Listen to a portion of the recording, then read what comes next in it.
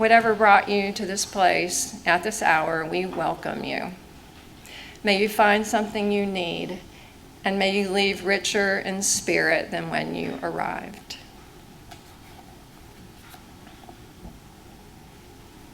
And I get to do the chalice lighting today, too. Today's chalice lighting words are from Tracy Johnson. We light our chalice this morning, light of our creative spirits, light of our wise souls, light of our wondering and curious minds, light of love for this place, this people, this work. Illuminate our hearts and the spaces between them in this sacred time of unfolding. Blessed be. Please join now in singing the words to lighting our chalice, the symbol of our faith.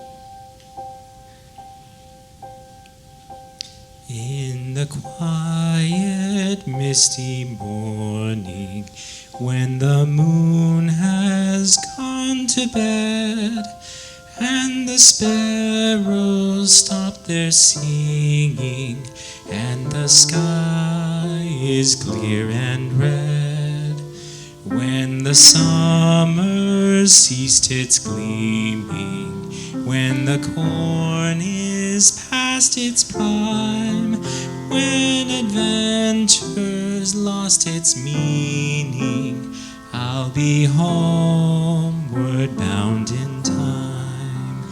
Bind me not to the pasture, chain me not to the plow, set me free to find my calling, and I'll return to you somehow.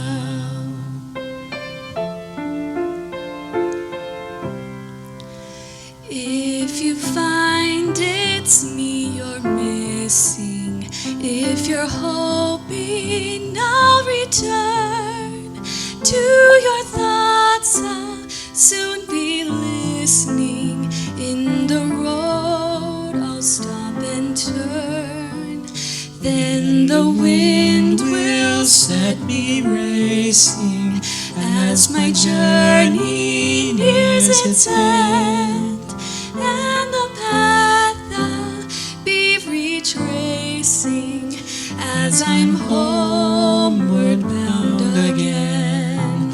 Bind me not to the pasture, chain me not to the plow, set me free to find my calling, and I'll return to you somehow.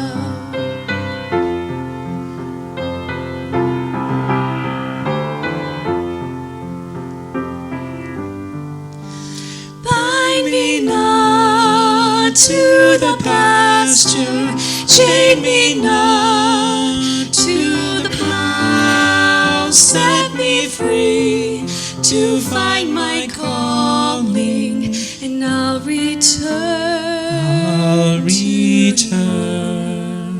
somehow.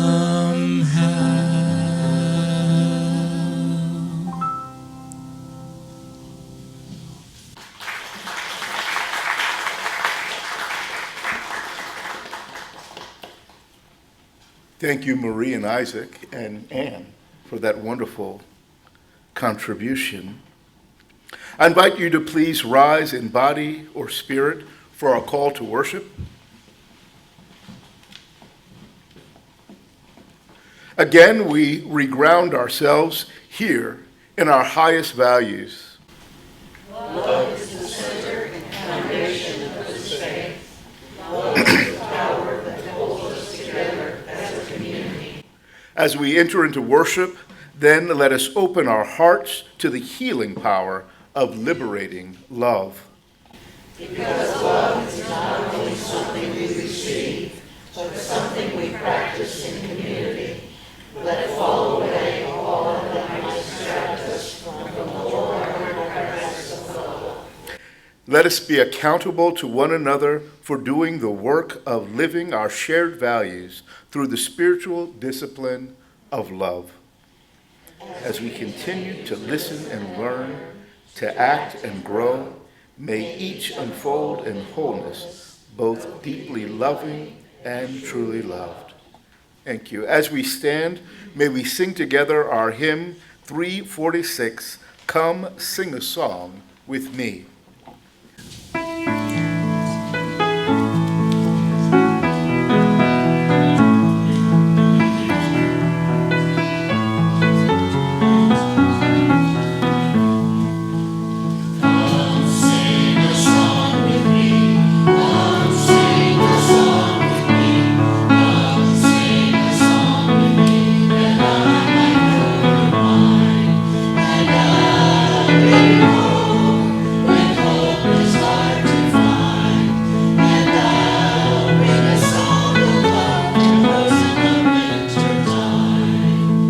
Now we will have a time for all ages with Sue Frederick.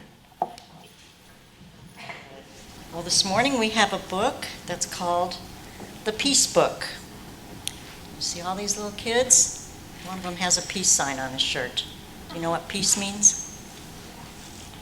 I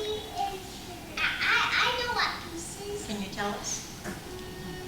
It's when we're in half. When you're in pieces. That is a kind of peace. That's exactly right. Well, let's see what kind of peace this is. How about this one? I bet you know this. Peace is making new friends. Look at all these guys have new friends now, just like you did. You have friends here at Piedmont University. Piedmont Universalist. Peace is keeping the water blue for all the fish. We love the fish, don't we? So we make sure their water is nice and clean and blue. So that's a whale and that's a shark. Thank you. And that's fish. And that's their friends, isn't it?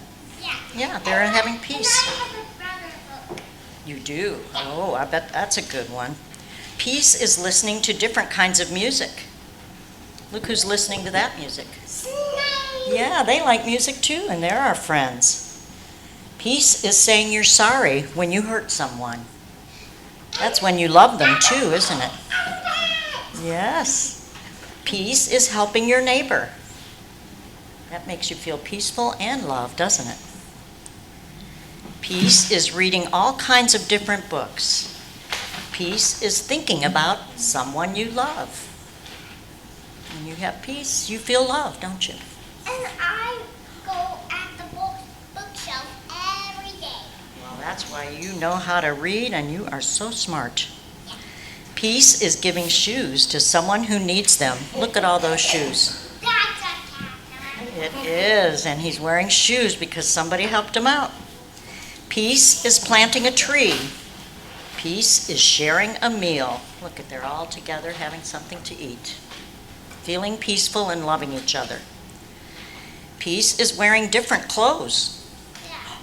Ooh, we'll have to take a look at that. That's a snowman. Peace is watching it snow. Oh boy, that's peaceful, isn't it? Peace is keeping the street clean. Look at everybody helping each other to keep their street clean because they love each other and they want to be peaceful. Peace is offering a hug to a friend. Peace is everyone having a home. Look at the spider in his home and the birds in their home. All the different people. Look at the fish in his home. And who's in there? A dog. Yeah. Yeah, everybody has a home, so they have peace and love. Peace is growing a garden. Oh, look at that, and everybody's helping, aren't they? It is spiders. And here's a good one. Peace is taking a nap. How do you feel when you're taking a nap? Peaceful? We have a human life. That's right. Yeah, Yeah. it lives on Earth. Peace is learning another language. Look at all these different languages, including the cat's language, meow. And here's a good one. Peace is having enough pizza in the world for everyone. Wouldn't that be nice to share a pizza with the whole world? Peace is keeping someone warm. Look at the mama chicken keeping all her little eggs warm. Peace is new babies being born. And the doctor takes care of them. Yes, because he loves them. And the bird. And peace is being free. Look at that bird. He can fly wherever he wants. Peace is traveling to different places. Peace is wishing on a star. Peace is being who you are. Look at all those people at peace, being who they are. Peace is being different, feeling good about yourself, and helping others. The world is a better place because of you. Love, Todd. He's the author. And let's see what we find here. Well, peace plus, what does a heart mean? Love? Love equals peace and love all together. Let's see what we have in here for us. Well, we all know that a heart means love, and when you have love, you have peace. Look at that. Peace and love go together. You want one to remind you that peace and love go together? I should. Don't put that in your mouth. One for Daddy. How nice, because you love him. And we have one for our beautiful singers. You did a wonderful job. And that is our word of the day. Where there's peace, there is love. Where there's love, there's peace. Right? No. Nope. Okay, listen way in on that. All right. Well, thank you for coming in, everybody. It's good to see you. Thank you, Ms. Robin.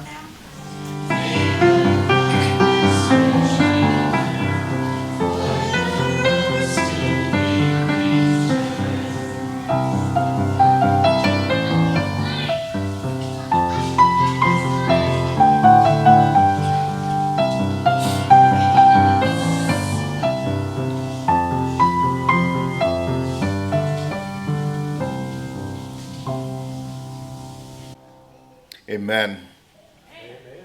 This is our time of ritual and sacred sharing, a time of sharing our joys and sorrows, our concerns and our milestones.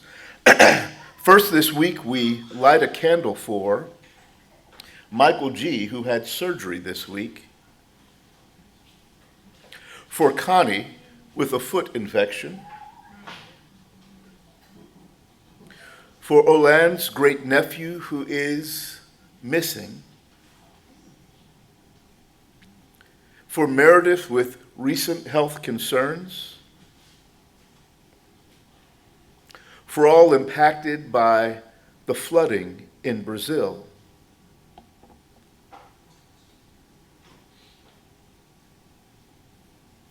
for the ongoing struggle for civil rights in Iran,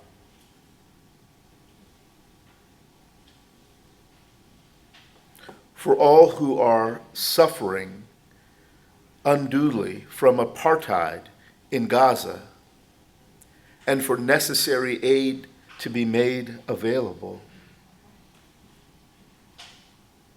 For all areas of violence around the world, especially Haiti, the Sudan, the Middle East, the war in Ukraine, and the inner city ghettos of our own nation. At this time, you are welcome to come up and fill out a prayer card, drop a stone in our shared water, or light your own candle of joy or concern.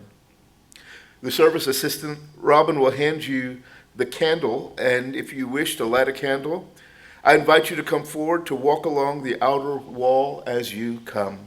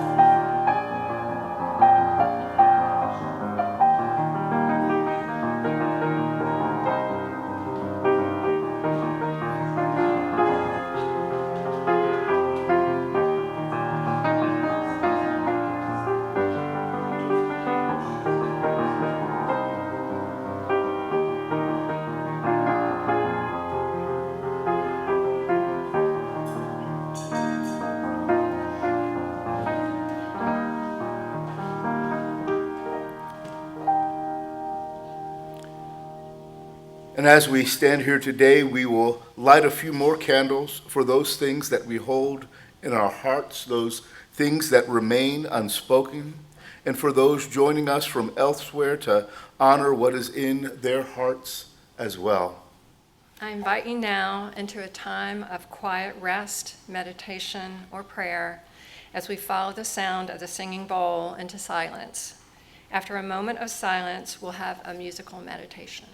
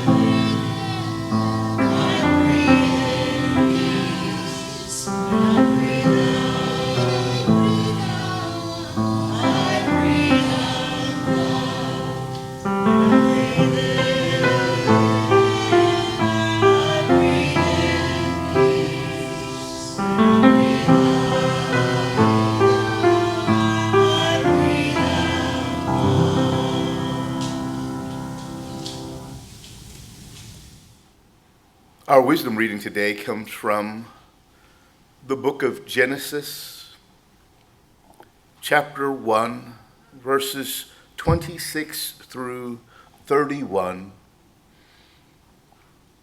This is the Rodney Sadler version translation. Then the Creator said, "Let us make humankind in our image, like we are, and let them have responsibility to care for the fish of the sea, and for the birds of the air, and for the cattle, and for all the wild animals of the earth, and for every creeping thing that creeps upon the earth." So the Creator created humankind in the Creator's image. In the image of the Creator created them. Of all kinds and types, the Creator created them. The Creator blessed them and said to them, "Be fruitful and multiply, and fill the earth and comprehend it, and have responsibility for the fish of the sea, and for the birds of the air, and for every living thing that moves upon the earth." The Creator said, "See, I have given you every plant yielding seed that is upon the face of the earth, and every tree with seed in its fruit. You shall have them for food. And similarly, to every beast of the earth, and to every bird of the air, and to every thing that creeps on the earth, everything that has the breath of life, I have given every green plant for food." And it was so. The Creator saw everything that the Creator had created, and indeed, it was very good. And there was evening, and there was morning, the sixth day. Before we do anything else, let's look to one greater than ourselves and meditate with me on this theme, lessons from South Africa.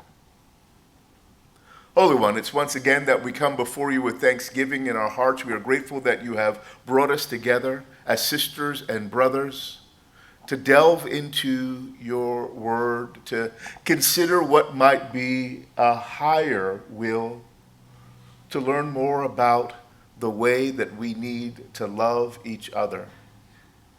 As we gather today, I ask for a fresh anointing of your Spirit. May your Spirit fall on me that I might speak your words to your people, not my own. And may your Spirit fall on each and every one, that they may receive new insight, new understanding, and a deeper connection to the work you have set our hands to do. At all points in time, may we always be found useful to you. Amen. Good morning, Piedmont UU. It is great to be back here with you again today. I want to say thank you to Reverend Amy in her absence for the invitation to be with you all. I want to say thank you to Robin for doing such an excellent job. Lord have mercy. I've never seen anybody lay out a program the way that you did. And I want to say it's great to see so many of you. So many of you I met 10 years ago, 11 years ago, when you all came to Raleigh and surrendered yourself for civil disobedience as part of the Moral Monday movement. It's good to see you all again, and it's good to be in a place that is known for its issues of justice. Today, as I come before you, I want to offer by way of a sermon-esque kind of thing, reflections on my recent journey to South Africa. South Africa has always loomed large in my imagination. When I was a kid growing up and listening to Bob Marley, I'd hear him sing songs like War, until the philosophy that holds one race superior and another inferior is finally and permanently discredited and abandoned. Everywhere is war, me say war.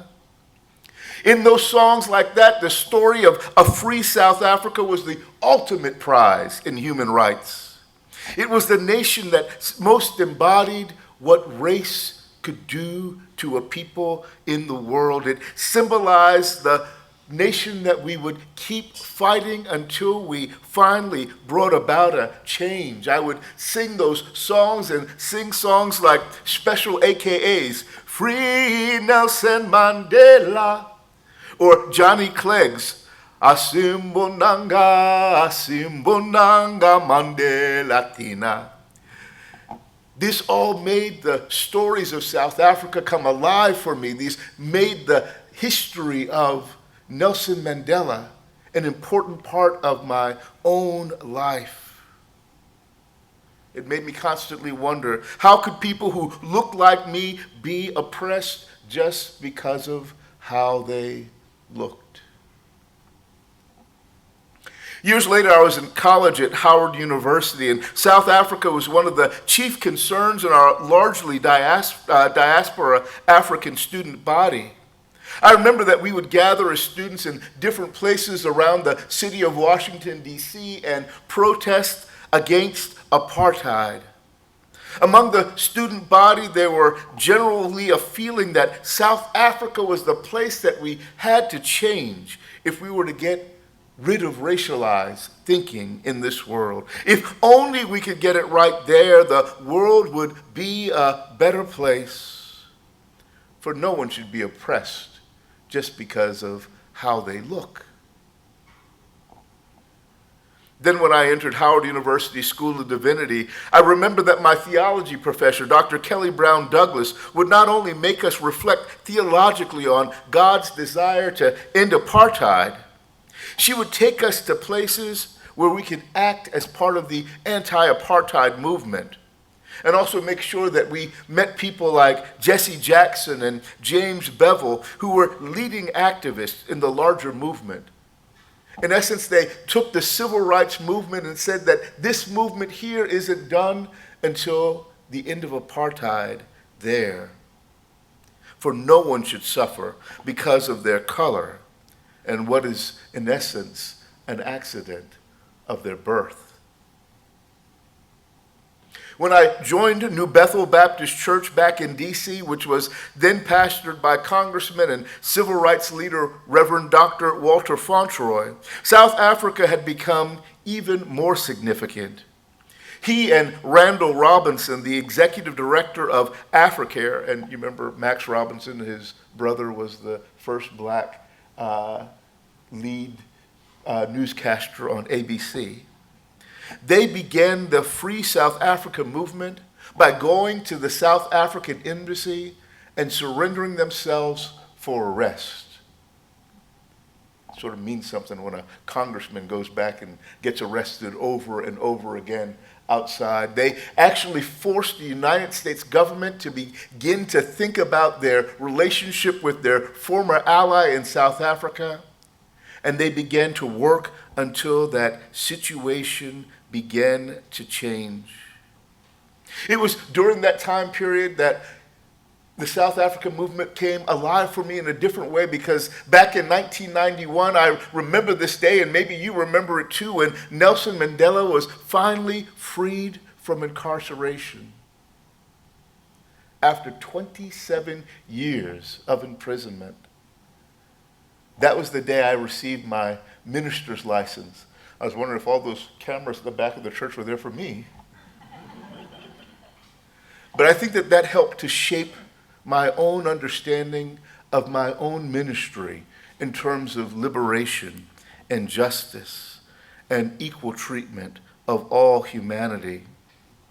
I think it was in part because of this reason that my recent trip to South Africa was so significant for me. It would finally give me an opportunity to see beyond the South Africa of my imagination to the reality of this place. Amen? Amen. I have to do that a couple times because I'm a Baptist. In my imagination, this was the place that finally got race relations right. The black majority had finally taken over from the oppressive white minority and were beginning to fashion a new constitution and a new South Africa 2.0. They had gone through the extensive work of truth and reconciliation, and they were promised to bring about a new mode of relationship between peoples of different colors in this world. One of the most significant revolutions of our time had taken place without serious bloodletting. In my imagination, this was the model of what we could do to end racial disparity and finally treat all people, white, brown, black, no matter what color, equally. But when I got to South Africa, I realized that my imagination of what this nation was like was far from reality. It was not the ideal post-racial success that I had imagined it to be. It was a nation riddled with poverty, injustice, and governed by a democratically elected oligarchy that most deemed to be corrupt. Though freedom had come to the people of South Africa, gross injustices still persist. Perhaps said better, though de jure or legal apartheid had finally come to an end, de facto segregation remains. The reality on the ground was that despite the change in administration, apartheid is still alive and well. In part, the reason for this phenomenon was that in spite of the end of apartheid, in spite of the change in government, in spite of the rise of the ANC, the project to end apartheid and to establish human equality remains incomplete. Though they had a wonderful truth and reconciliation process led by Bishop Desmond Tutu that enabled many to air their grievances and confess their sins, there was no consequence for their sins. There was no attempt to right the wrongs that had been done economically over the years to so many of the people. So the imbalances that existed before apartheid fell are the imbalances largely that exist to this day. If I were to offer a critique, I might say that the reason their social transformation was incomplete are manifold. The Truth and Reconciliation process did not require wealthy white people to compensate black Africans for their land and their stolen labor.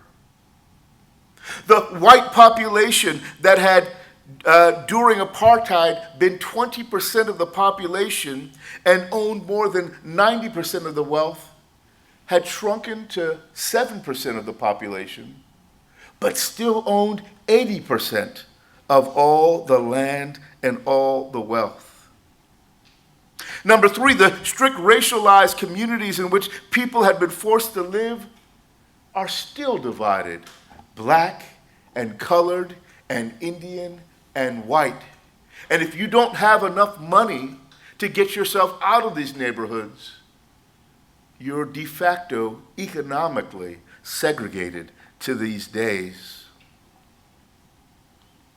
Number 4, the largely black and colored ghetto towns have grown markedly, while their services have diminished and their access to power is limited. Number 5, the alliance between African and colored communities that had joined together under the common banner of blackness has been broken as the ANC has suggested that the colored are something different.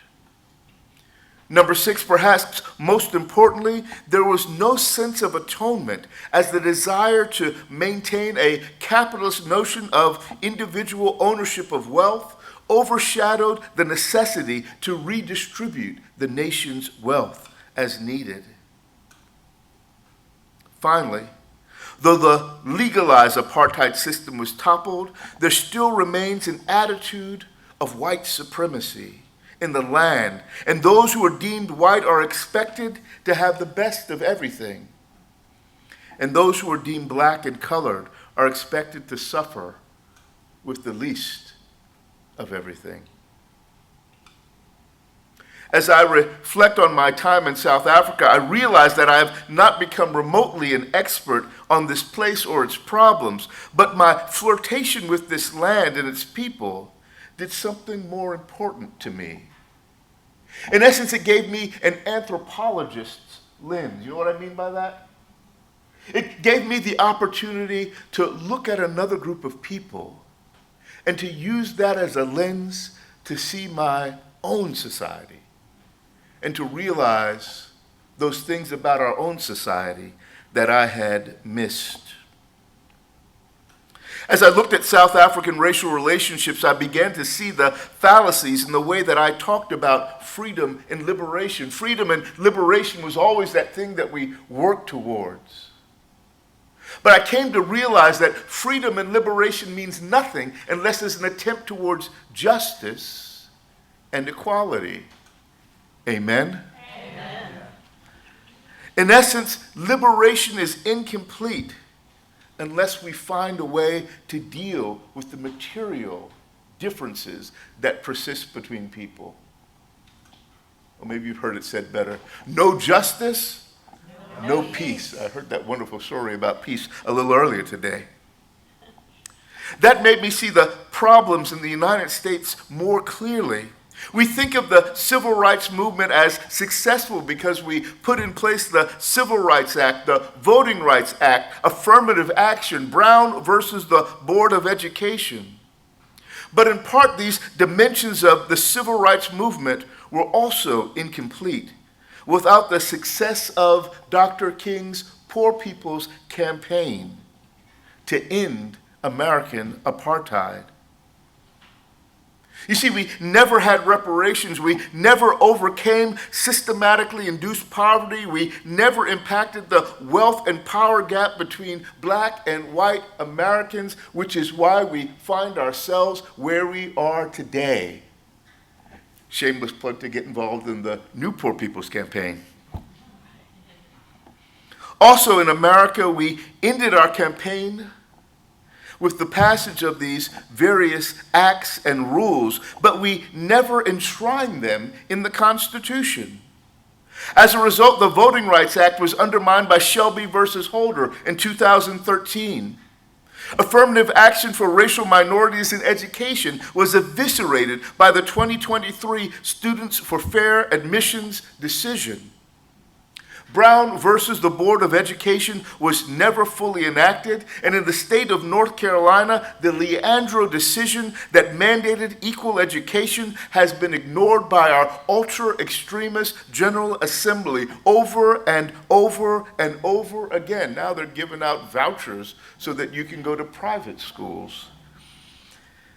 Because we did not take seriously the tendency of a supremacist society to retain its supremacist tendencies, we find ourselves in dire straits in 2024 as disgruntled neoconservative factors seek to make America great again. Read white again. Further, we never came together as a nation after the civil rights movement around an ideology or a philosophy that expressed human equality as the core value that we need to commit ourselves to protect. This theological, philosophical concern might, for me, be the most crucial concern. We, as citizens of the United States, have not taken on a post-civil rights commitment to move beyond our racialized ways of thinking and centered the value of equality, of humanity. I think I said it other ways before. We got rid of slavery because we realized it was a bad idea, but we kept race. And it gave us Jim Crow. And then we got rid of Jim Crow with the civil rights movement, but we kept the concept of race, and it gave us mass incarceration. And we thought that we'd achieve great things with the election of Barack Obama, but we kept race, and it gave us a strange figure who took over the White House and tried to make America great again. I know that some of you will say that this is inherent, that we need, I want to say that we need a different way of thinking, a way that lifts up the value of our shared humanity, a credo that we might say something that might affirm this for us on a routine basis. I think this is what we need in order to move forward. I know some of you might say that we already have that. We already have this wonderful idea that makes us exceptional, don't we? We hold these truths to be self-evident, that all human beings are created equal, that we are endowed by our Creator with certain unalienable rights. We have this, right? This wonderful statement that was written at a time when Thomas Jefferson and George Washington and the host of their siblings, mostly males, were owning enslaved people as chattel. Apparently, we didn't believe it back at the beginning, so how can we say that we hold it that true now? I think we need something else to be put in place that will give us the ability to remember that we are equal, that we are united, that we are special, that there's something about humanity that ties us all together in love.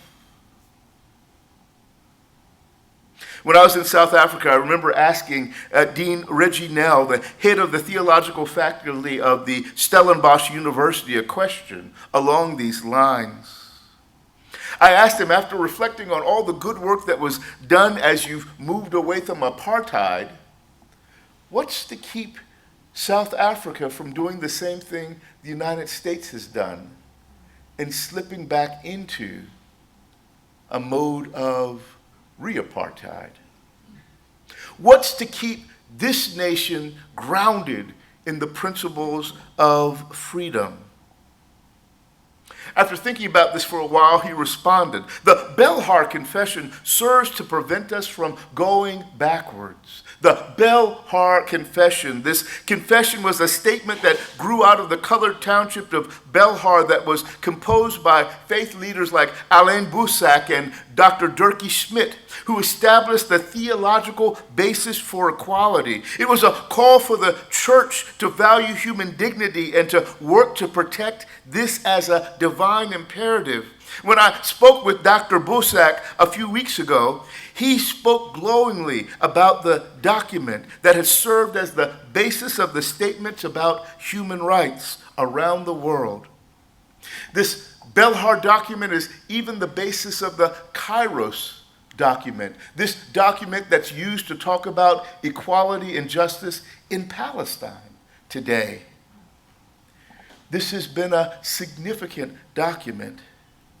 The problem is, however, though the document is known in the Reformed churches of South Africa and also in Presbyterian churches in this nation, most of the nation of South Africa's population are unaware of its existence.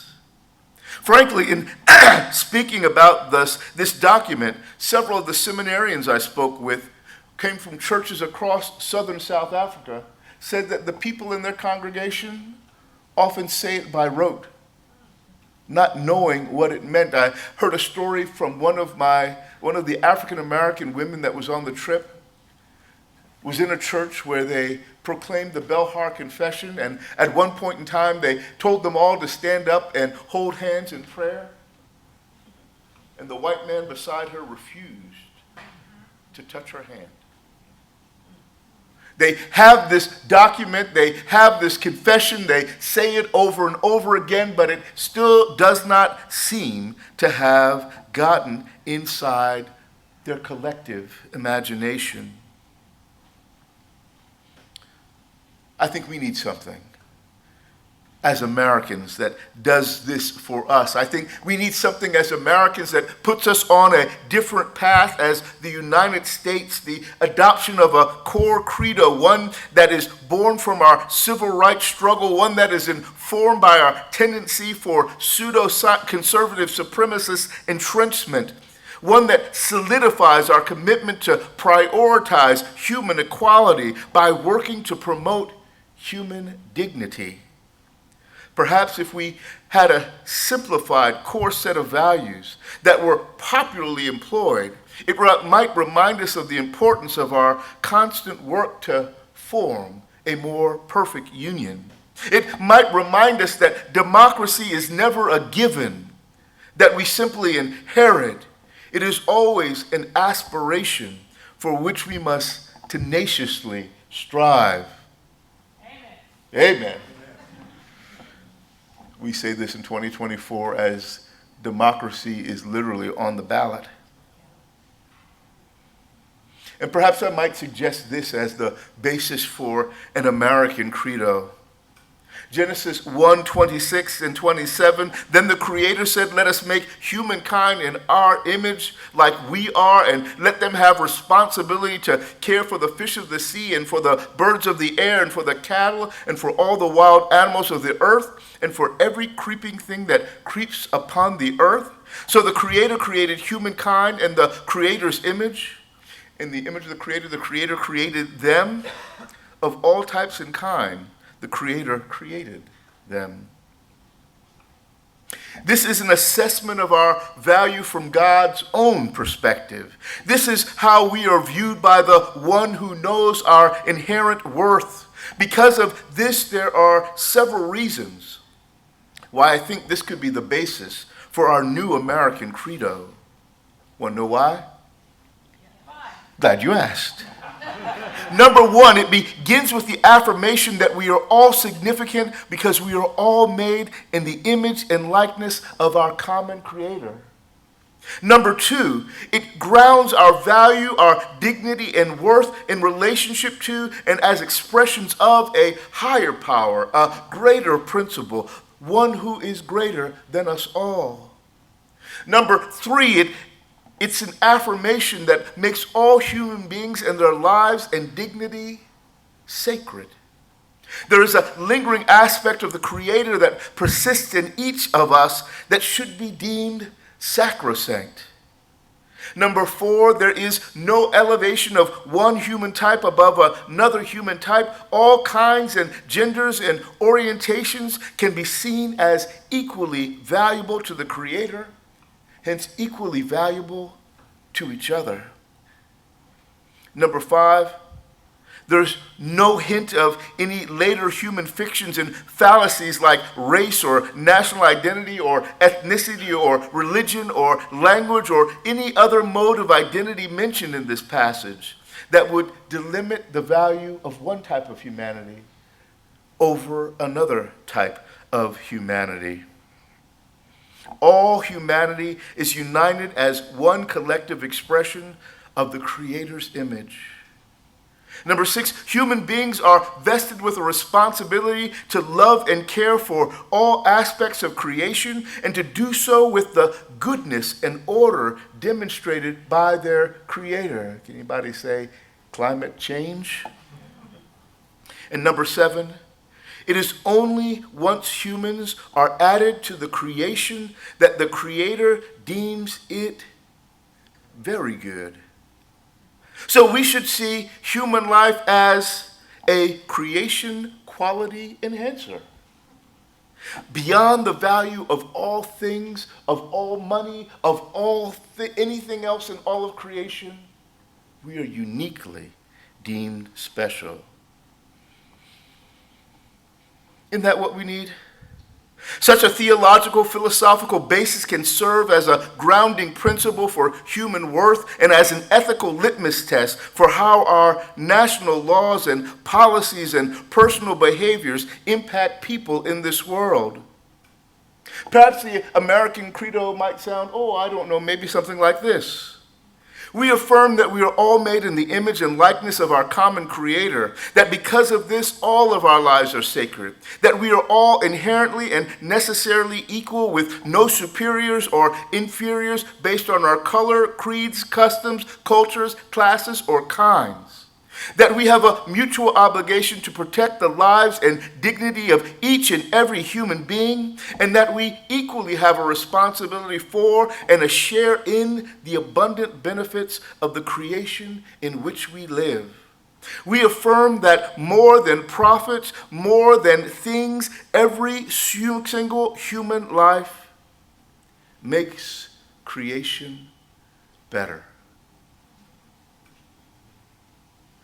This could be the basis of our daily personal affirmations of our collective human dignity. This could be the essence of our national pledge of allegiance. It might have more value than simply pledging allegiance to a flag with ambiguous meaning and various understandings of patriotism. It would be a pledge of allegiance to our human family, made in our common Creator's image, valuable just because of that fact.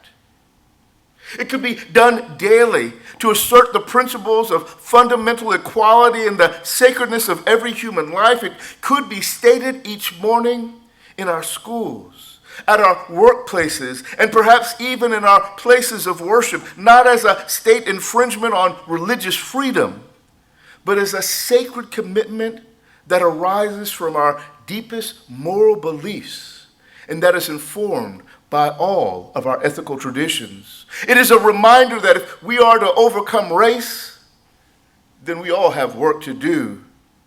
Amen? Amen. It serves to show that our fight against race and racial disparities is not optional. It is an imperative from our Creator who lives in each of us and who makes us all one. Having such a creed centers this crucial work, lest we forget as we so often do. Having such a credo in place emphasizes our agency in fostering a better world. So we are reminded that color should not compromise our humanity, that race should not reduce our human worth, that difference should not diminish our value, and that achieving equality by equity is everyone's responsibility. Perhaps Dr. King said it best. Every human being is a child of God, made in God's image, and therefore deserves to be respected as such. I know that this might seem like an overly simplistic response to the complexity of the problems we face in America around race, and indeed I suppose it is.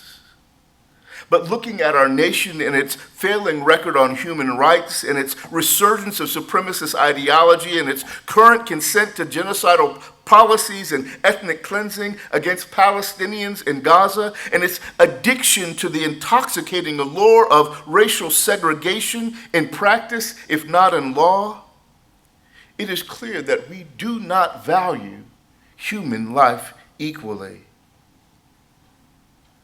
As Isabel Wilkerson illustrates in her thoroughgoing tome Caste, we have a systemic hierarchy of humanity that is predicated in color and resistant to change.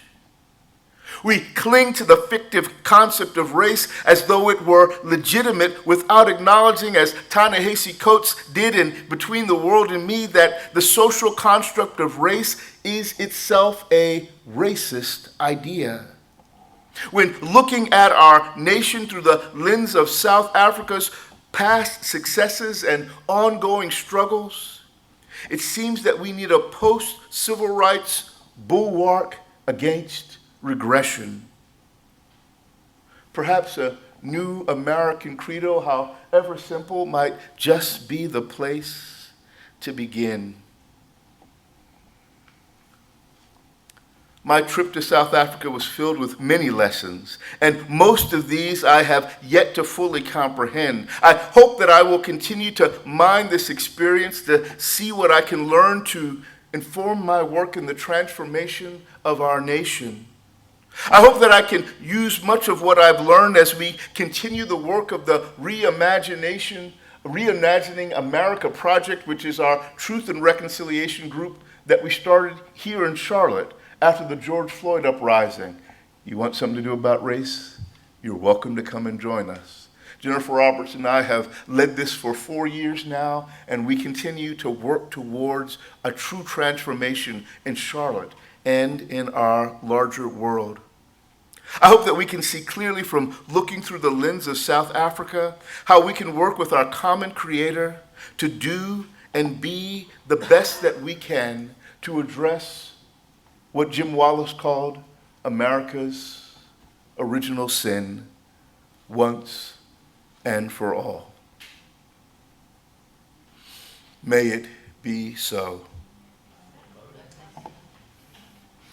Let me close out.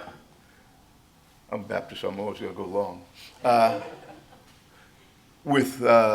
often don't say what I like to in prose, so let me try a little bit of verse. Is that all right? From African shores.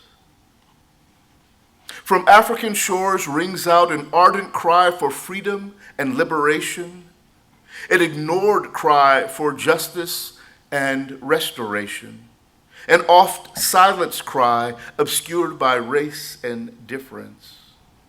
I went there to learn from their model, to see with my eyes what they had achieved, to hear from their mouths of their progress, to touch with my hands their new world. I saw instead their brokenness and the ways that race still defines and the ways that race still divides and the ways that race still determines the outcomes of people in ways that resembles our own. Taught by the successes and struggles, I know more certainly our own faults. I recognize more decisively our own failures. I understand more completely what we must do. Excavating obscured humanity, centering the Creator's imagery, celebrating our shared possibility, we might find a way to bind freedom with justice, liberation with equality, an end of apartheid with an end of supremacy.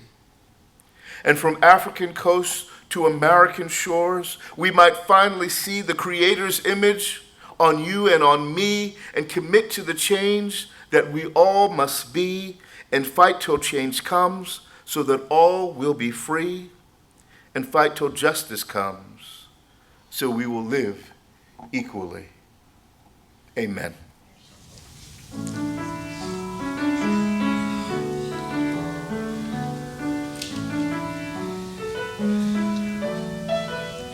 I shot an arrow into the air.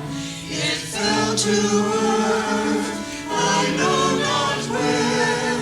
For so swiftly flew the side, could not follow it in its flight.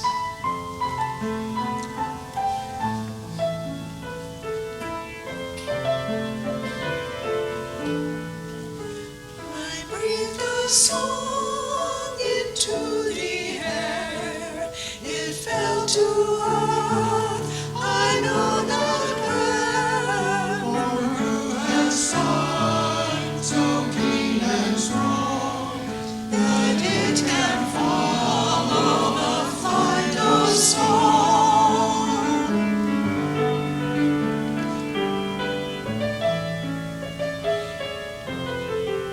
Long after in an oak, I found the arrow still unbroke, and the song from beginning to end. I found again in the heart of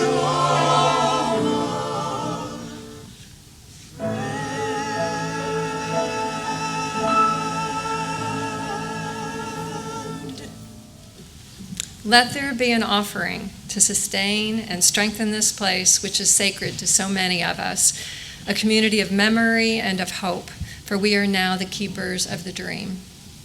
This month, we're sharing our offering plate with the Metrolina Native American Association.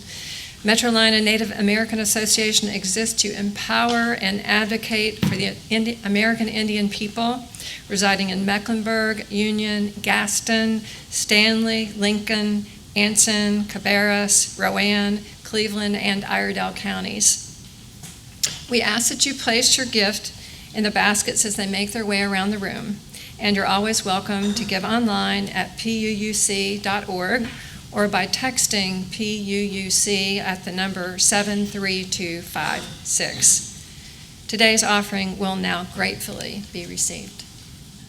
As always, we thank you for the gifts contained within these baskets and for all the gifts you offer our beloved community. We thank you most of all for the gift of your presence, whether in person or joining us online. And thank you all.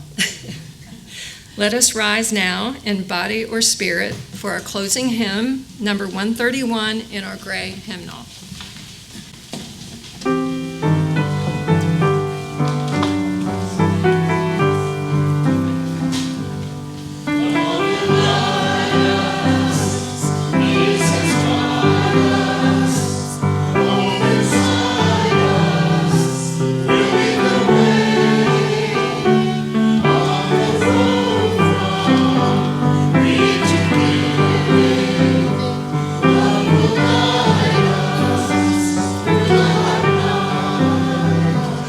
Before we extinguish our chalice, we offer thanks for all the many volunteers who help make our worship service possible. We also ask each of you to please place your hymnals on the cart, at the back on the cart near the piano before you leave today. Now, let us give a moment to give thanks, either in our hearts or with words, for the things in life that we're grateful for today. Community. Love. Peace. Family. For Dr. Sadler's words. For trees.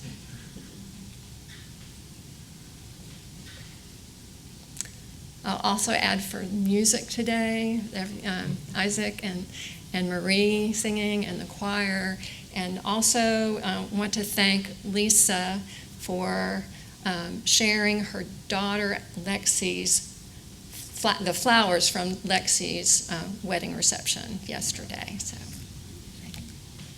anything else? Thank you, Dr. Flipper. Okay. Before I go, I just want to say it was wonderful to see you all today, those of you who I've seen working for justice around the city, around this state, in Washington, D.C., and beyond. I so appreciate what this congregation means to justice.